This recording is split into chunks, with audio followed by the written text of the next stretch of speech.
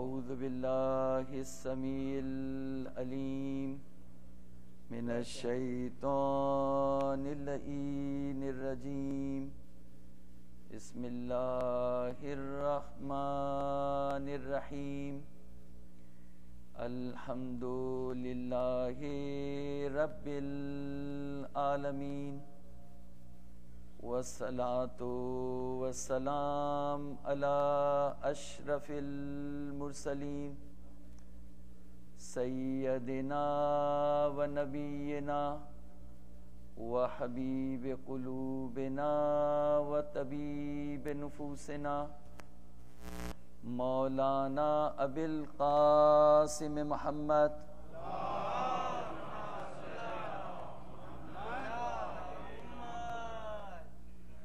وعلى أهل بيته الطيبين الطاهرين الغر الميامين الهداة المهديين سيما بقية الله في الأرضين واللعن الدائم على أعدائهم أجمعين فقد قال الله تبارك وتعالى في محكم كتابه انما ولیکم اللہ ورسولہ والذین آمنوا الذین یقیمون الصلاة ویؤتون الزکاة وهم راکعون صلوات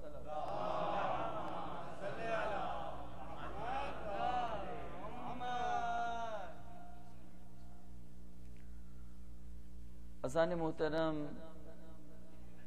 قرآن مجید اور مولا علی کے حوالے سے کچھ عرائض کل آپ کے سامنے پیش کیے تھے، اور اسی سلسلے کو آگے بڑھائیں گے،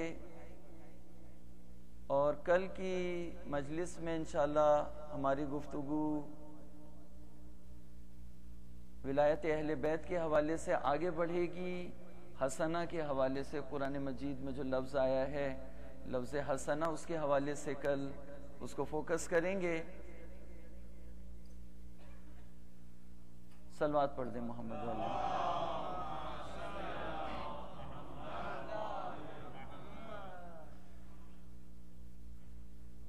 قرآن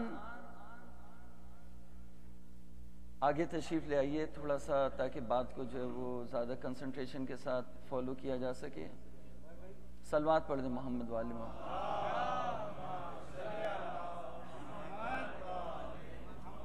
مشنود امام زمانہ بلند صلوات۔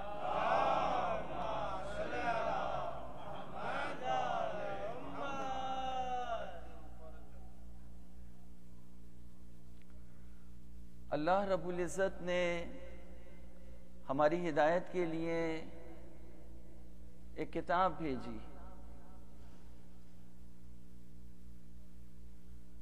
اگر وہ کتاب ہمارے لیے کافی ہوتی تو 1400 سال ہو گئے وہ کتاب کونے میں کیوں پڑی ہوئی ہے؟ وہ کتاب غلافوں میں کیوں لپٹی ہوئی ہے؟ قرآن مجید، ایک بزرگ نے یہ بات کہی، میرا ورڈ نہیں ہے یہ، کہ ہم قرآن مجید کو کوشش کرتے ہیں کہ اوپر سے اوپر اس کو رکھ دیں اس کے احترام کے لیے، جبکہ اللہ رب العزت نے اتارا اور آپ اوپر چڑھا رہے ہیں اس کو۔ اللہ نے اسے نیچے اتارا، نازل کیا۔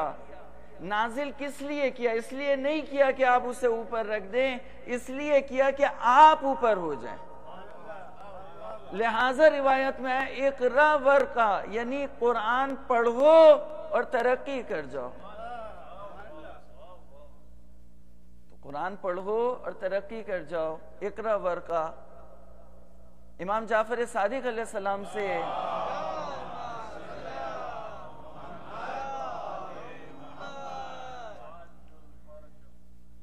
دریافت کیا کہ یرتلونہ ترتیلا، یہ کون لوگ ہیں جو قرآن مجید کی ترتیل کا حق ادا کرتے ہیں؟ فرمایا یہ وہ لوگ ہیں جو جب جنت کا ذکر آتا ہے تو وہاں آیت پر رکتے ہیں اور رک کے کہتے ہیں پروردگارا مجھے اپنے ثواب میں اور اس مغفرت میں اور رضوان میں مجھے شامل کر دے۔ اور جب دوزخ کا ذکر آتا ہے تو ڈر جاتے ہیں اور پروردگار سے پناہ طلب کرتے ہیں کہ مجھے اس دوزخ سے بچا لے اور اس سے اپنی امان میں رکھ۔ تو قرآن کیا ہے؟ ترتیل کیا ہے؟ ترتیل تلاوت کسے کہتے ہیں؟ تلاوت اور قرأت میں فرق ہے۔ تلاوت یعنی نور اہل بیت کے ساتھ قرآن کو سمجھ کے پڑھنا۔ صلوات پڑھ دیں محمد والے۔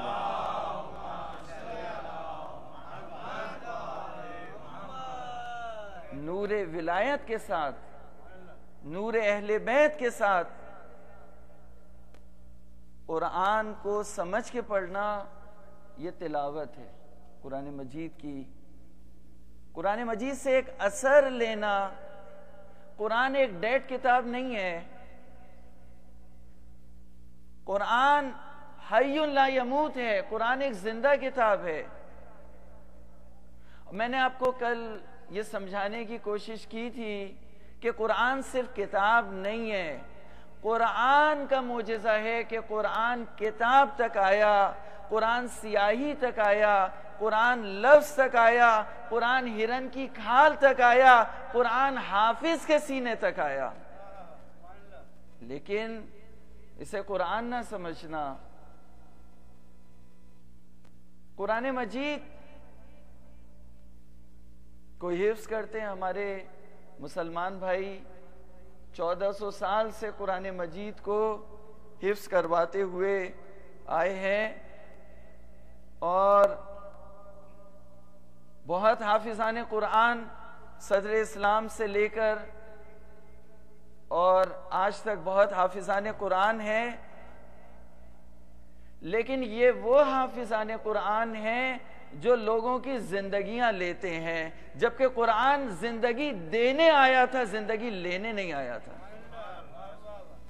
تو قرآن وہ ہے جو مردوں کو زندہ کر دے، جو زندوں سے زندگی چھین لے اور انہیں موت دے دے، وہ قرآن نہیں ہے۔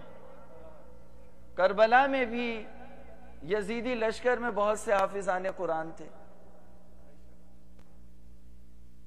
تو اس کا مطلب کیا ہوا؟ اس کا مطلب یہ ہوا کہ قرآن جہالت کے ساتھ جمع نہیں ہو سکتا، جہالت کے ساتھ نہیں مل سکتا۔ قرآن علم کے ساتھ ملتا ہے، لہٰذا قرآن نے خود اپنا تعارف کیا، بل ہوا آیات بینات فی صدور الذین اوتوا العلم۔ قرآن روشن اور واضح آیتوں کا نام ہے۔ یہ آیتیں ایسے لوگوں کے سینوں میں ہیں جنہیں علم دے دیا گیا، اور میرے پیغمبر نے علی کے بارے میں فرمایا، انا مدینۃ العلم وعلی بابها۔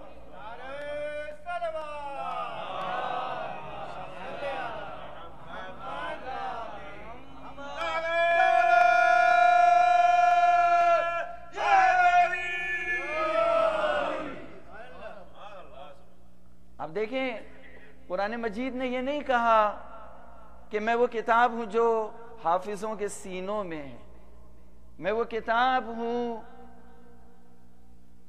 جو ایک جلد کی صورت میں ہے۔ نہیں، یہ نہیں کہا، بلکہ کہا بل ہوا آیات بینات۔ قرآن آیات بینات کا نام ہے، فی صدور الذین، ان لوگوں کے سینوں میں، الذین اوتوا العلم، جنہیں علم دے دیا گیا۔ تو بھائی من عنده علم الکتاب کون تھے؟ کتاب کا علم کس کے پاس تھا؟ جس کے پاس کتاب کا علم تھا، پوری تاریخ میں مسجد کوفہ کے چھلکتے ہوئے مجمع میں اس نے منبر سلونی سے آواز دی کہ میرے پاس ہے کتاب کا علم۔ یہاں پر اس سینے، مولا نے اپنے سینے کی طرف اشارہ کر کے فرمایا کہ جتنا علم ہے وہ سب یہاں ہے، لیکن اس علم کو اٹھانے والے نہیں ہیں جن تک میں اس علم کو منتقل کر دوں۔ تو قرآن اہل بیت مولا علی قرآن کا علم رکھتے ہیں،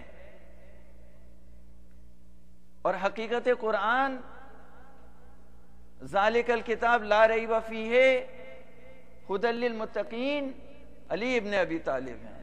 صلوات بھیج دیں محمد والے۔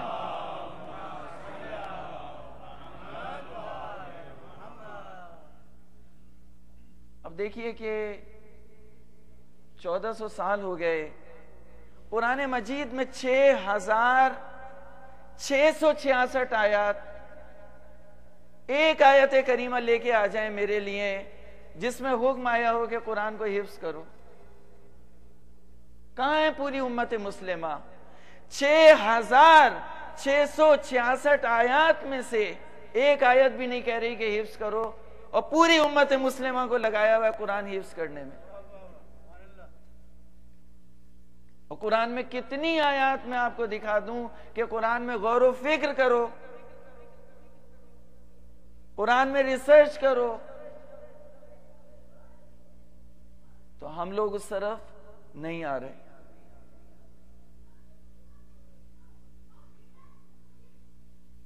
تو عزیزو، قرآن دعوت فکر دیتا ہے، دعوت حفظ نہیں دیتا۔ صلوات پڑھ دیجئے محمد والے۔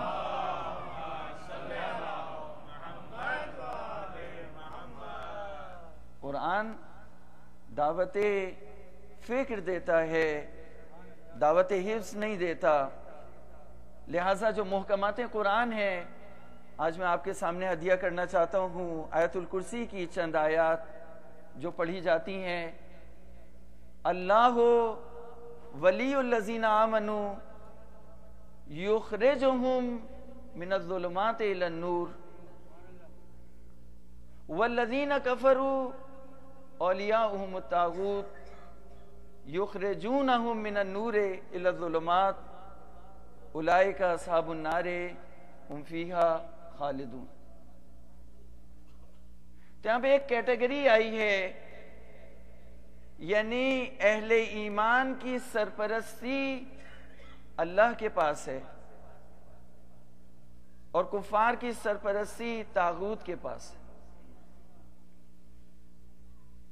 اللہ ولی ہے ان لوگوں کا جو لوگ ایمان لے آئے اور انہیں ظلمتوں سے نکال کر نور کی طرف لے کے آتا ہے۔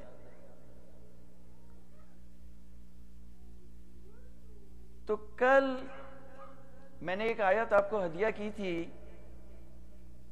جس میں پیغمبر اسلام سے خطاب ہوا کہ میرے حبیب، ہم نے آپ پر کتاب اتاری تاکہ آپ لوگوں کو ظلمتوں سے نور کی طرف لے کر کے آئے۔ تو یہ نور کیا ہے؟ یہ نور یعنی صحیح عقیدہ، سچائی، حقیقت پر مبنی عقیدہ اور نیک اعمال، کہ جس کو اگر خلاصہ کیا جائے اور جس کا دوسرا نام دیا جائے تو اسے کہتے ہیں ولایت علی ابن ابی طالب۔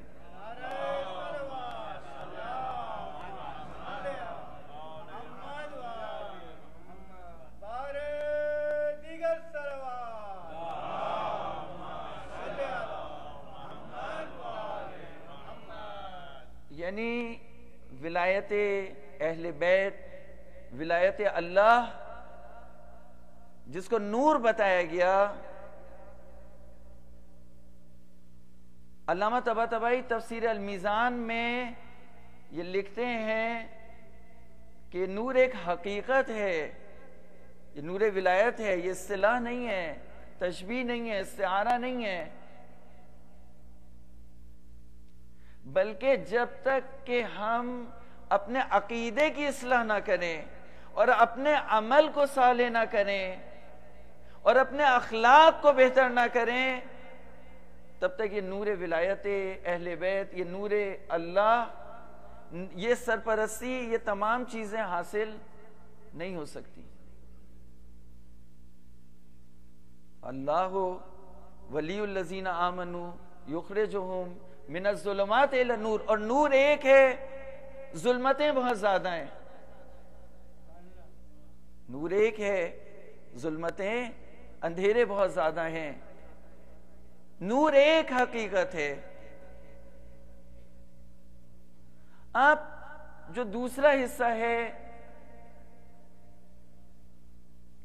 کہ فَمَن يَكْفُرْ بِاللَّهِ فَمَن يَكْفُرْ بِالطَّاغُوتِ وَيُؤْمِن بِاللَّهِ، یعنی جو طاغوت کا انکار کر دے. طاغوت یعنی بغاوت، یعنی سرکشی، یعنی نافرمانی. اگر کوئی شخص طاغوت کا انکار کر دے، وَيُؤْمِن بِاللَّهِ، اور اللہ پر ایمان لے آئے، فَقَدِ اسْتَمْسَكَ بِالْعُرْوَةِ الْوُثْقَىٰ لَا انفصام لَهَا. یہ جو آیتیں محکمات قرآن ہیں، ان کو اگر سمجھ لیں تو جس منزل تک میں لے جانا چاہتا ہوں وہاں تک کہ بات پہنچ جائے. بس یہ یہاں پر جو ہے میسج اپنے نتیجے پر پہنچے گا. ایک مرتبہ بآواز بلند صلوات.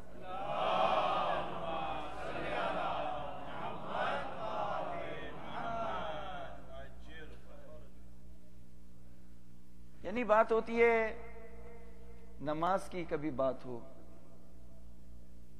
اگر ابھی نماز کی بات کریں تو شاید یہ کہا جائے کہ مولانا صاحب نماز کی بات کر کے چلے گئے. نہیں، مسئلہ نماز کا نہیں ہے. مسئلہ یہ ہے کہ جس چیز کا بھی اللہ رب العزت نے حکم دیا اس کو قبول کرنا ہوگا. جب تک قبول نہیں کریں گے تب تک ولایت، اللہ کی ولایت میں نہیں آ سکتے، اللہ کی سرپرستی میں نہیں آ سکتے.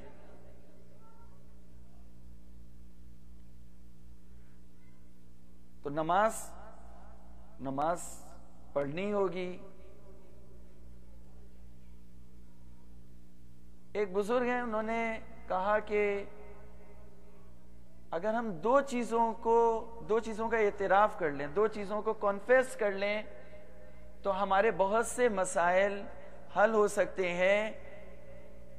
ایک نعمت کا اعتراف اور ایک اپنی تقصیر اور اپنی خطاؤں کا اعتراف. اگر انسان نعمت کا اعتراف کرے گا تو اس کا سر خود ہی سجدے میں جھکے گا کہ میرے مالک نے اتنی نعمتیں دی ہیں، مجھے سر سجدے میں جھکانا چاہیے. اور اگر اسے اپنی کوتاہیوں کا، اپنی غلطیوں کا، اپنی نافرمانیوں کا، اپنے گناہوں کا احساس اور اعتراف ہوگا، وہ کنفیس کرے گا کہ مالک کی نسبت سے میں نے کوتاہیاں کی ہیں، تو پھر وہ توبہ کے اوپر مائل ہوگا، مغفرت کے اوپر مائل ہوگا. پھر توبہ کرنے کے لیے اسے کہنا نہیں پڑے گا.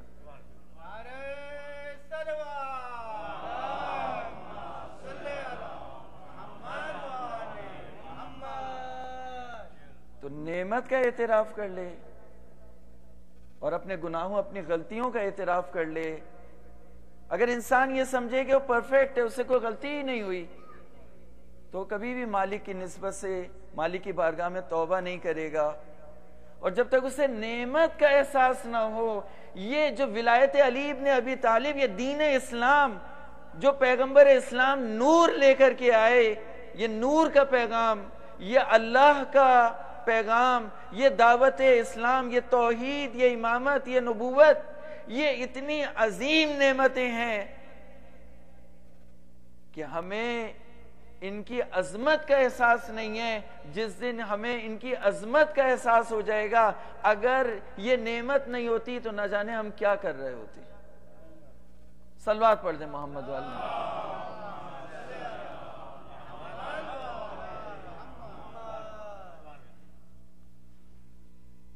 تو طاغوت کا انکار، وَيُؤْمِن بِاللَّهِ، اللہ پر ایمان. تو جب تک کہ روح سرکشی، اب ایک خاتون ہے وہ پردہ نہیں کرتی، تو اگر ایک خاتون اللہ کے حکم کو نہیں مانتی، رسول کے حکم کو نہیں مانتی، اہل بیت کے حکم کو نہیں مانتی، مولا علی کے حکم کو نہیں مانتی، تو یہ اللہ کی ولایت میں رسول کی ولایت میں، اہل بیت کی ولایت میں کیسے داخل ہو سکتی؟ سرکشی ہے یہ بھی. میں یکفر بالطاغوت، اس سرکشی کو دبانا ہوگا. یہ سرکشی دبے گی تو ایمان باللہ آئے گا، سرکشی نہیں دبے گی تو ایمان باللہ کی منزل نہیں آئے گی. آپ دیکھیں کہ یہاں ایک کیلکولیشن ہے جو آیت آگے بڑھ رہی ہے، اس سمس کا کہتے ہیں مضبوطی سے پکڑنے کو. اور عروۃ الوثقی بھی کہتے ہیں ایسا بانڈ، ایسا تعلق، ایسا رشتہ جو نہ ٹوٹنے والا ہو. لن فسام لہا، اس میں کوئی انبریکیبل، اس کو بولتے ہیں لن فسام لہا. یعنی اتنا مضبوط رشتہ ہو، اتنا مضبوط رشتہ ہو کہ روح جسم سے الگ ہو جائے، لیکن جو ولایت، جو نور ولایت، جو ایمان آپ کے ساتھ ہے وہ آپ کے ساتھ رہے، آپ سے الگ نہ ہو.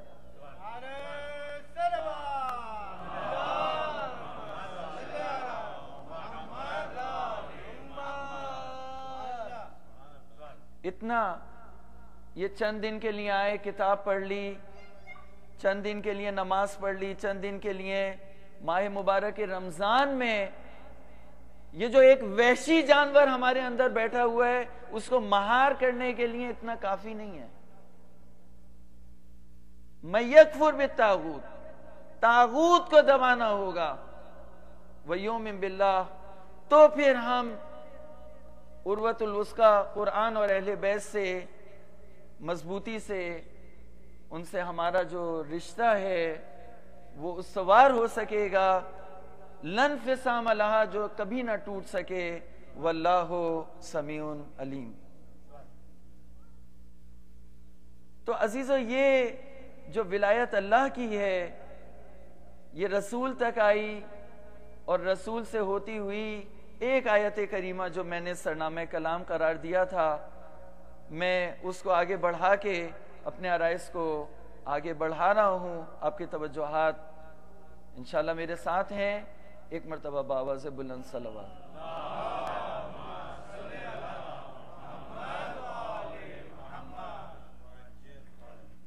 تو یہ ولایت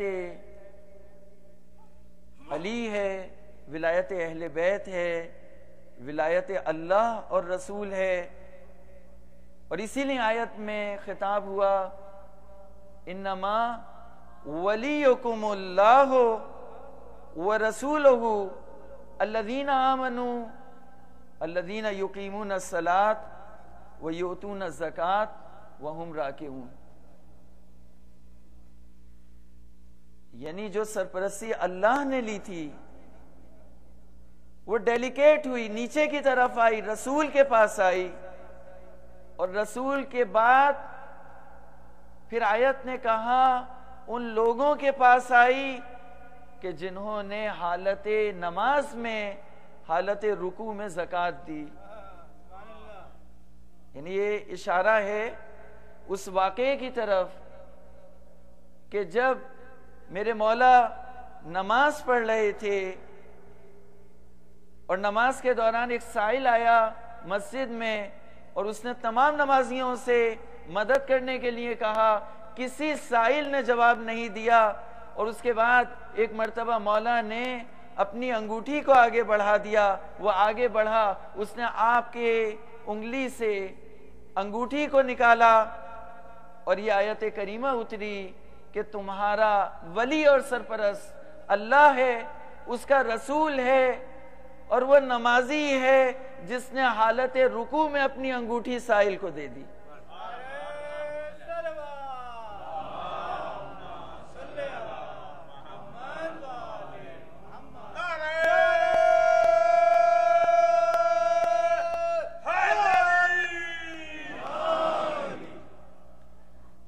یعنی جو اللہ کی سرپرستی ہے وہ مولا علی تک آئی،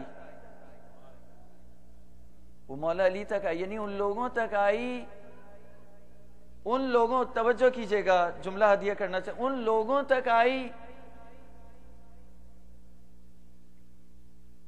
جن کی نماز کی حقیقت عین زکوٰۃ ہے اور جن کی زکوٰۃ عین نماز ہے. جو نماز کے باطن اور زکوٰۃ کے باطن تک پہنچے ہوئے ہیں، نماز کی حقیقت اور زکوٰۃ کی حقیقت تک پہنچے ہیں، جن کی نماز عین زکوٰۃ ہے، جن کی زکوٰۃ عین نماز ہے.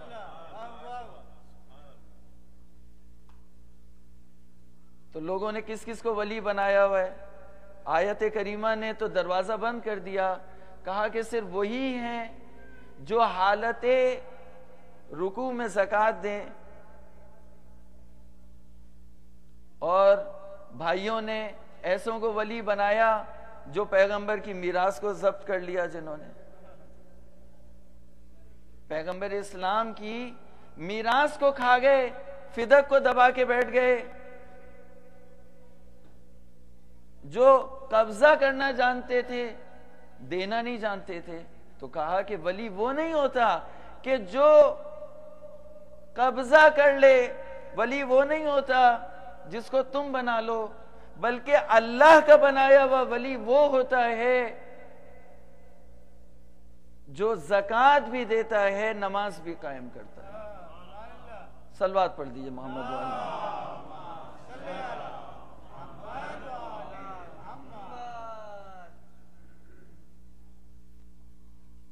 تو سوچنے کا مقام یہ ہے کہ اگر ہم امام زمانہ کی سرپرستی میں ہیں،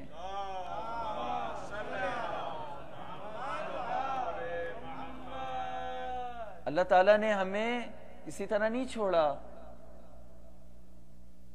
اس لیے کہ میں مثال دی تھی کہ 2 بچے ہیں، ایک بچہ سرپرستی میں ہے کسی کے زیر نظر ہے، انڈر آبزرویشن ہے، گارجن شپ ہے. تو جہاں سرپرست ہے تو اس کی تعلیم بھی ہوگی، اس کی تربیت بھی ہوگی، اس کا لباس بھی صحیح ہوگا، اس کے بات کرنے کا انداز اس سب سے پتہ چل جائے گا کہ کسی کی تربیت میں ہے، کسی کے زیر اثر ہے، کسی کی سرپرستی میں ہے. اور جو کسی کی سرپرستی میں نہیں ہوگا وہ بچہ آوارہ ہوگا. اس کو دیکھنے سے پتہ چل جائے گا اس کی تعلیم نہیں ہوگی، اس کی تربیت نہیں ہوگی، اس کا لباس بھی صحیح نہیں ہوگا، اس کا بات کرنے کا طریقہ بھی صحیح نہیں ہوگا. تو اب یہ ہمیں فیصلہ کرنا ہے کہ ہمیں اللہ کی سرپرستی میں رہنا ہے، امام زمانہ کی سرپرستی میں رہنا ہے، یا اس سے باہر جانا ہے. اگر ان کی سرپرستی میں رہنا ہے تو اس طاغوت کو مہار کرنا ہوگا، اس سرکشی کو، اس ریبیلین کو، اس بغاوت کے عنصر کو جو ہمارے اندر موجود ہے، نافرمانی کے عنصر کو مہار کرنا ہوگا. اگر اس کو مہار کر لیں گے تو ہم اللہ اور امام زمانہ کی سرپرستی میں آ جائیں گے. اور اگر مہار نہیں کیا اور اپنی چلائی تو پھر ہم ان کی سرپرستی میں نہیں آ سکتے. میں ایک مثال دینا چاہتا ہوں، اس کے بعد پھر آپ کے زحمت کو تمام کروں گا، بلکہ آپ کی عبادت کو اور اس ثواب کو تمام کروں گا، اور مصائب کے چند جملے آپ کی خدمت میں پیش کروں گا. لیکن اس سے پہلے 2 مثال دینا چاہتا ہوں جو لوگ کہ کس طرح سے جو نور ولایت سے جنہوں نے اپنے وجود کو روشن کیا اور پورے معاشرے کو روشن کیا، اس کی میں مثال دینا چاہتا ہوں. ایک مرتبہ باواز بلند صلوات.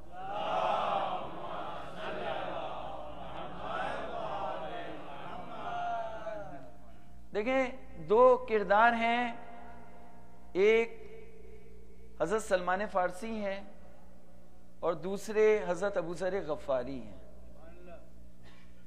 حضرت ابو ذر غفاری بھی صحابی رسول ہیں، قابل احترام ہیں،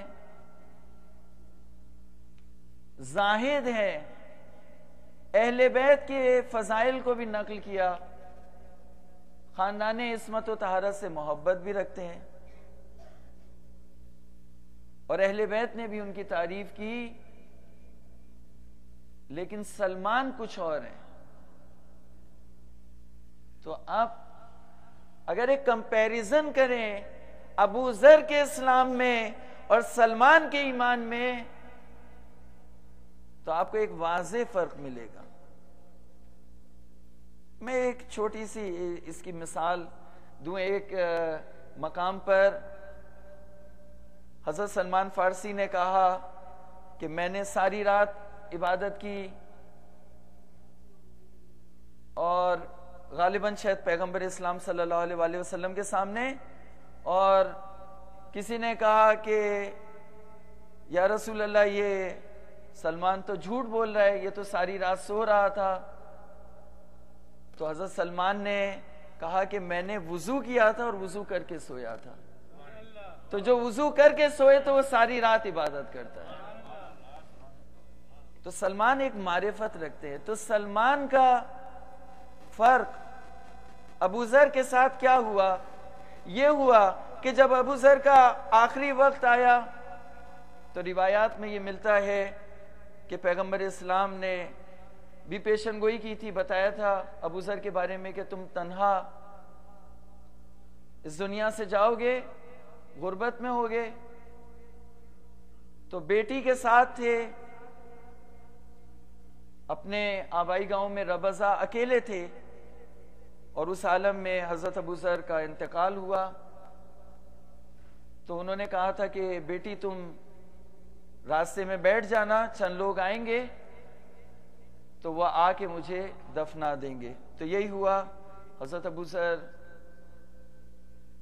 کا جب اس دنیا سے تشریف لے گئے تو بیٹی راستے میں بیٹھ گئی, اور پھر چند وہاں سے مسلمان گزر رہے تھے. انہوں نے کہا کہ صحابی رسول حضرت ابو ذر کا انتقال ہو گیا ہے, آپ ان کو سپرد خاک کر دیں. تو انہوں نے سپرد خاک کر دیا.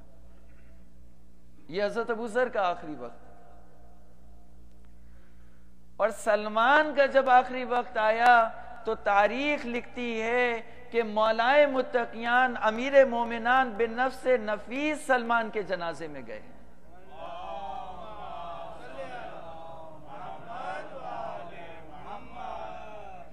یعنی انسان کام کرے تو ایسا کام کرے کہ معصومین علیہم السلام اس سے راضی ہوں, امام زمانہ اس سے راضی ہوں, اور امام اس کے جنازے پر آئے. یہ کردار ہونا چاہیے انسان کا, ولایت کا یہ پیمانہ ہونا چاہیے. علی یہ نہیں چاہتے تھے کہ ان کے اطراف میں کچھ فضائل سننے اور بیان کرنے والے لوگ موجود ہوں.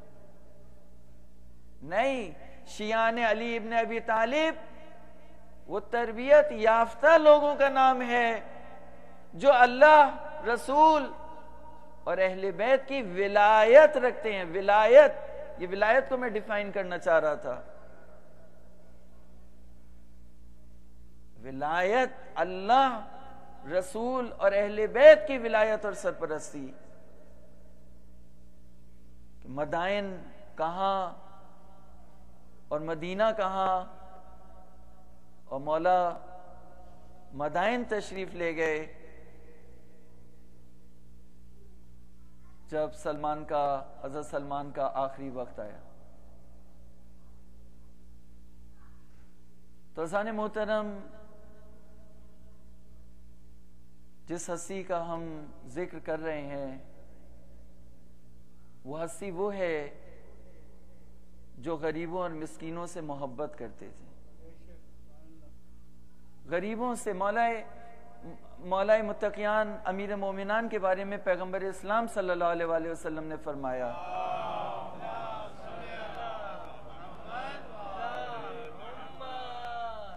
کہ علی, پروردگار عالم نے تمہیں مساکین کی محبت عطا کی, مسکینوں کی محبت عطا کی. امام حسن مجتبی علیہ السلام بیان فرماتے ہیں کہ حضرت علی کو جگر بہت پسند تھا, کلیجی بہت پسند تھی. تو ہم نے انتظام کیا, بہت عرصے کے بعد کلیجی کا انتظام کیا کہ مولا اس کو تناول فرمائے کہ آپ کے پاس مہمان آئے. اس غربت اور اس فقر کے زمانے میں, ناداری کے زمانے میں, جب کسی کے پاس کچھ کھانے کے لیے نہیں ہوتا تھا, آپ کے پاس بہت سے لوگ آ گئے اور آپ نے وہ کھانا بھی ان کو ہدیہ کر دیا۔ تو اہل بیت، یہ جو آیت کریمہ ہے وہ یطعمون الطعام علی حبہ، یہ صرف اس زمانے کے لیے نہیں ہے کہ چند روٹیاں دے دیں تو یطعمون الطعام، یہ یطعمون کنٹینیویشن کے لیے ہے، یعنی اب بھی اگر تمام انسان روٹی کھا رہے ہیں تو امام زمانہ کے دست سے بابرکت سے کھا رہے ہیں۔ یطعمون الطعام کا مطلب یہ ہے کہ اہل بیت آج بھی انسانیت ان کے دسترخوان سے کھا رہی ہے۔ ایک شخص امام حسن مجتبیٰ علیہ السلام کے دسترخوان پہ آیا،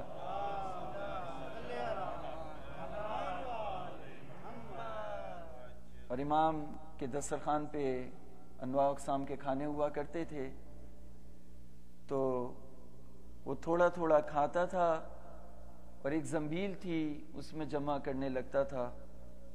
تو امام نے اس سے کہا کہ تمہیں جتنا بھی کھانا ہے تم یہاں پر کھا لو، کوئی پابندی نہیں ہے، تم اپنے ساتھ کیوں لے کر کے جا رہے ہو؟ اس نے کہا کہ ایک شخص ہے جس کو میں نے دیکھا ہے وہ جو کی سوکھی روٹیاں پانی میں بھگو کے کھاتا ہے، میں نے سوچا آج اس کے لیے یہ انواع و اقسام کے کھانے لے کر کے جاؤں، اسے کچھ نہیں ملا۔ ایک مرتبہ امام نے فرمایا وہ کوئی اور نہیں، وہ میرے بابا علی مرتضی ہے، وہ میرے بابا علی مرتضی ہیں۔ پیغمبر اسلام کی وفات سے سن 40 ہجری تک 30 سال کا عرصہ ہے۔ یہ 30 سال علی اور اولاد علی نے کس طرح سے گزارے؟ زہرہ مرضیہ کی مصیبت کے بعد، پیغمبر اسلام کی مصیبت کے بعد کس طرح سے علی نے ان بچوں کو بڑا کیا، اور اب علی کس طرح سے علی نے وہ 25 سال گزارے، اور پھر اپنی خلافت کے 4.5 سال کتنی جنگوں میں، کتنی مخالفتوں میں۔ اب علی کا دل پک گیا، علی نے دعا کی، اور جب دعا کی تو بس ابن ملجم کی تلوار آ کے لگی سر پر، وہ تلوار جسے اس نے بہت زہر پلایا تھا، جسے بہت زیادہ زہر پلایا تھا۔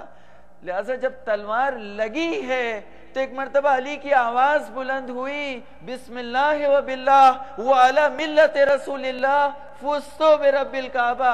ادھر علی نے فزتو برب الکعبہ کہا، ادھر آسمان سے جبریل نے کہا قتل واللہ امیر المومنین۔ ادھر علی کی آواز آئی فزتو برب الکعبہ، ادھر جبریل کی آواز آئی قد قتل امیر المومنین، قد قتل ابن نبی المصطفیٰ، امیر المومنین قتل کر دیے گئے۔ مسجد کوفہ کے دروازے ہلنے لگے، قندیلیں بجھ گئیں، آندھیاں چلنے لگیں۔ علی اس دنیا سے رخصت ہوا چاہتے۔ مولا گھر میں آئے اور ایک مرتبہ طبیب کو بلوایا۔ طبیب نے جو زخم کو دیکھا تو کہا کہ مولا وصیت کر دیجئے، مولا وصیت کر دیجئے، بس آخری جملہ۔ طبیب نے کہا وصیت کیجئے۔ مولا نے ایک ایک کر کے وصیتیں کی، اللہ اللہ فی القرآن، ایک ایک چیزوں کے بارے میں وصیت کرتے گئے، پھر سب کو جمع کیا، سب کو جمع کر کے سارے لوگوں کا ہاتھ امام حسن کے ہاتھ میں دیا۔ ایک مرتبہ ام البنین آگے بڑھی، کہا مولا کیا میرے عباس سے کوئی غلطی ہو گئی ہے کہ آپ نے سب کا ہاتھ حسن کے ہاتھ میں دیا اور میرے عباس کا ہاتھ چھوڑ دیا؟ ایک مرتبہ عباس کو بلایا، عباس کے شانوں کو پکڑا اور اب امام حسین کو بلایا اور عباس کو حسین کے حوالے کیا کہ یہ میری طرف سے کربلا میں حسین کی مدد کرے گا. میں کہوں گا مولا عصر عاشور کو ایک وقت آئے گا جب عباس کے شان قلم ہو جائیں گے, اس وقت حسین اکیلے ہو جائیں گے اور یہ کہیں گے الان انکسر ظہری.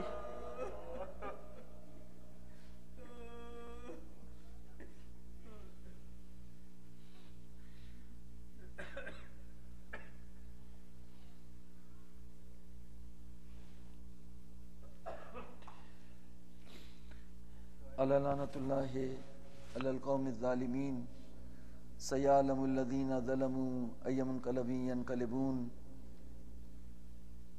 ایک التماس دعا ہے, بیمار ہیں سید گوہر حسن جعفری.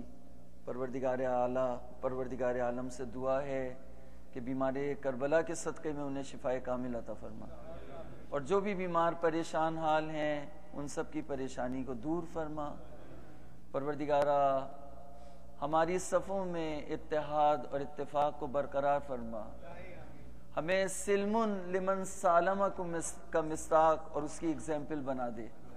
پروردگارہ نور ولایت اہل بیت کو, نور ولایت امام زمانہ کو ہمارے دلوں میں روشن و منور فرما. قرآن کے نور کو, قرآن کی تعلیمات کو سمجھنے, قرآن پر غور و فکر کرنے, قرآن کو پڑھنے, قرآن کی تلاوت کرنے, قرآن پر عمل کرنے کی توفیق عطا فرما. دنیا اور آخرت میں ہمارے اور قرآن و اہل بیت کے درمیان جدائی نہ ڈال. قلب مقدس سے امام زمانہ کو ہم سے راضی اور خوشنود فرما. پروردگارہ تمام اسلامی ممالک کو ترقی و استحکام عطا فرما. مسلمانوں میں اتحاد اور اتفاق کو برقرار فرما. جو ان کے خلاف سازشیں ہو رہی ہیں ان سازشوں کو نقش بر آب فرما. سرزمین پاکستان میں بالخصوص اسے امن و امان کا گہوارہ بنا دے. شیعان حیدر کرار کو اپنے حفظ و امان میں رکھ. پروردگارہ سرزمین پاکستان اور تمام اسلامی ممالک میں پرچم توحید کو سربلند فرما, پرچم امام زمان کو سربلند فرما, پرچم کفر و شرک و نفاق کو سرنگوں فرما. ہمارے امام کے ظہور میں تعجیل فرما اور ان کے آوان و انصار میں قرار دے. ربنا تقبل منا انک انت السمیع العلیم وبرحمتک یا ارحم الراحمین.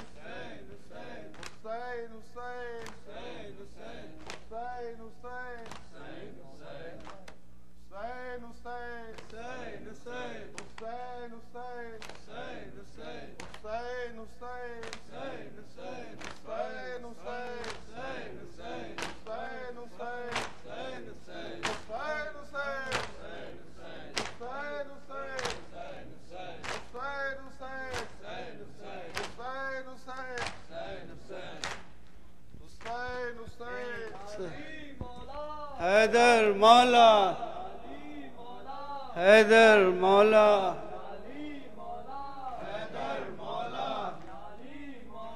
حیدر مولا حیدر مولا حیدر مولا حیدر مولا حیدر مولا حیدر مولا حیدر مولا حیدر مولا حیدر مولا حیدر مولا حیدر مولا حیدر مولا حیدر مولا حیدر مولا حیدر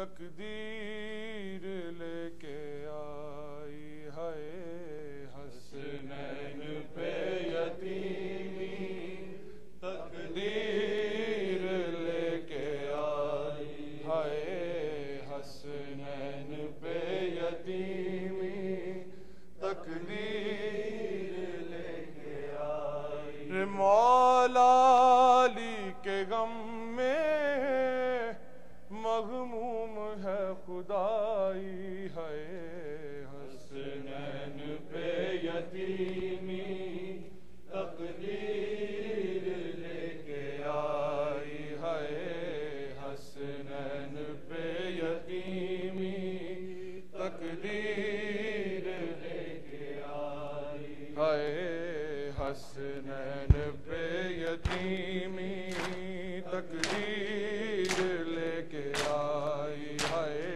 حسنین پہ یتیمی تقدیر لے کے آئی ہے حسنین پہ یتیمی تقدیر لے کے آئی مولا علی کے غم میں مغموم ہے خدائی ہے حسنین پہ یتیمی تقدیر لے کے آئی ہے حسنین پہ یتیمی تقدیر لے کے آئی تلوار و زہر دونوں بابا کے سر پہ باہم تلوار و زہر دونوں بابا کے سر پہ باہم بیٹوں نے یہ وراثت ایک ایک کر کے پائی ہے بیٹوں نے یہ وراثت ایک ایک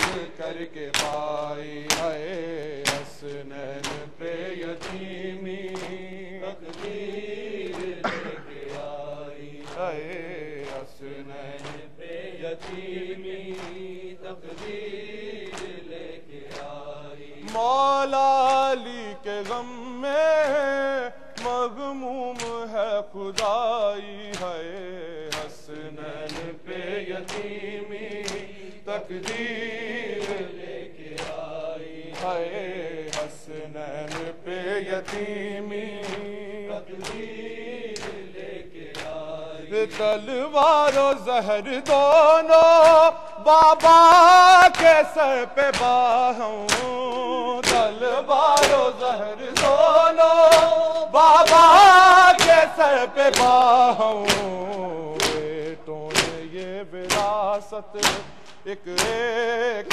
کر کے پائی ہے بیٹوں نے یہ وراثت ایک ایک کر کے پائی ہے حسنین پہ یتیمی تقدیر لے کے آئی ہے حسنین پہ یتیمی تقدیر لے کے آئی ہے حسنین پہ یتیمی تقدیر لے کے آئی مولا علی کے غم میں مغموم ہے خدائی ہے حسنین پہ یتیمی تقدیر لے کے آئی وہ چل بسا یتیموں بیواؤں کا سہارا وہ چل بسا یتیموں بیواؤں کا سہارا کرتا تھا جو ہمیشہ دشمن سے بھی بھلائی ہے کرتا تھا جو ہمیشہ دشمن سے بھی بھلائی ہے حسنین پہ یتیمی تقدیر لے کے آئی ہے حسنین پہ یتیمی تقدیر لے کے آئی ہے حسنین پہ یتیمی تقدیر لے کے آئی مولا علی کے غم میں مغموم ہے خدائی ہے حسنین پہ یتیمی تقدیر لے کے آئی ہے حسنین پہ یتیمی تقدیر لے کے آئی کیسا ستم ہوا ہے بعد علی خدایا کیسا ستم ہوا ہے بعد علی خدایا امت ہے بیٹیوں کو بازار شام لائی ہے امت ہے بیٹیوں کو بازار شام لائی مولا علی کے غم میں مغموم ہے خدائی ہے حسنین پہ یتیمی تقدیر لے کے آئی حسنین پہ یتیمی تقدیر لے کے آئی ہے حسنین پہ یتیمی تقدیر لے کے آئی ہے حسنین پہ یتیمی تقدیر لے کے آئی کیسا ستم ہوا ہے بعد علی خدایا کیسا ستم ہوا ہے بعد علی خدایا امت ہے بیٹیوں کو بازار شام لائی ہے امت ہے بیٹیوں کو بازار شام لائی مولا علی کے غم میں مغموم ہے خدائی ہے حسنین پہ یتیمی تقدیر لے کے آئی حسنین پہ یتیمی تقدیر لے کے آئی ہے حسنین پہ یتیمی